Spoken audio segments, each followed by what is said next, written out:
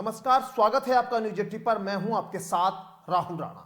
2024 लोकसभा चुनाव से पहले 5 राज्यों में हो रहे विधानसभा चुनाव प्रचार में जुटे नेता और विरोधियों पर जमकर निशाने साध रहे हैं।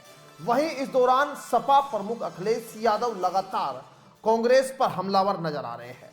जहां ताजा हमला उन्होंने जाति जनगणना को लेकर किया, जिसके बाद सपा के इस जुबानी हमले के बाद इंडिया अलायंस में टूट की खबर को हवा मिल गई। बता दें कि राहुल गांधी के बयान पर अखिलेश यादव ने मध्य प्रदेश के सतना में कहा कि कांग्रेस वह पार्टी है जिसमें आजादी के बाद जातीय जनगणना नहीं कराई। लोकसभा में जब तमाम दल जातीय जनगणना की मांग कर रहे थे तब उन्होंने जातीय जनगणना नहीं कराई। आज वे ऐसा क्यों कराना चाहते हैं? क्योंकि वे जानते हैं कि उनका पारंपरिक वोट बैंक अब उनके पास नहीं है। अखिलेश यादव का यह बयान अब गठबंधन में गांठ पैदा करने वाला है। बता दें कि बीजेपी के खिलाफ लोकसभा चुनाव में ताल ठोकने के लिए विपक्ष ने एक गठबंधन बनाया है, जिसका हिस्सा कांग्रेस और सपा दोनों है। लेकिन अखिलेश यादव ये बयान इस वक्त दे रहे हैं तो कहीं ना कहीं 2024 के लोकसभा चुनाव से पहले कांग्रेस और समाजवादी पार्टी के तालमेल को लेकर अब जो है वो चर्चा तेज होने लगी है। अखिलेश यादव का बयान आपको एक बार सुनाते हैं।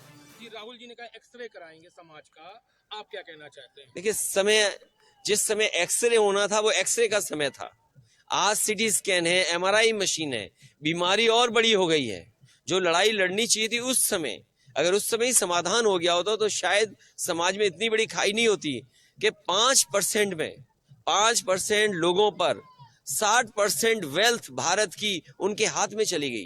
कोई कल्पना कर सकता है कि भारत इतना बड़ा देश, 140 करोड़ आबादी का देश, और 5% लोगों पर पूरी की पूरी धन दौलत हो देश की? तो ये किसने किया?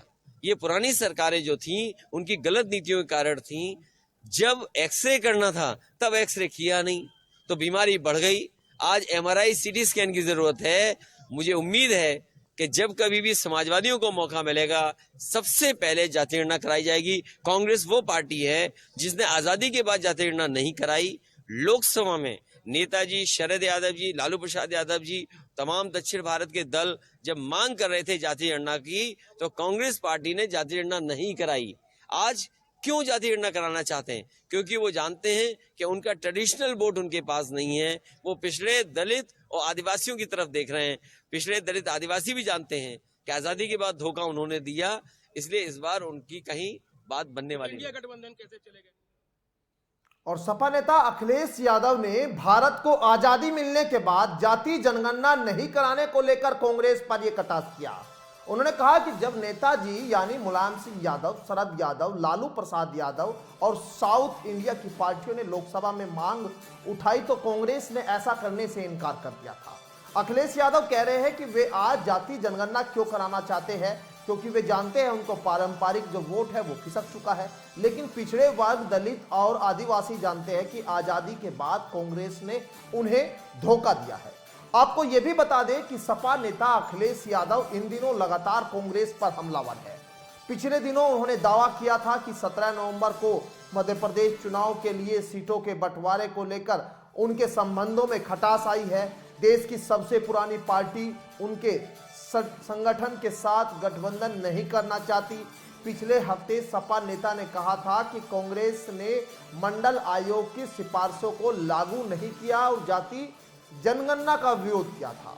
मध्य प्रदेश में एक रैली में भी वे कह चुके हैं कि कांग्रेस और न ही बीजेपी ने गरीबों और किसानों के लिए कुछ किया और न आगे करेंगे।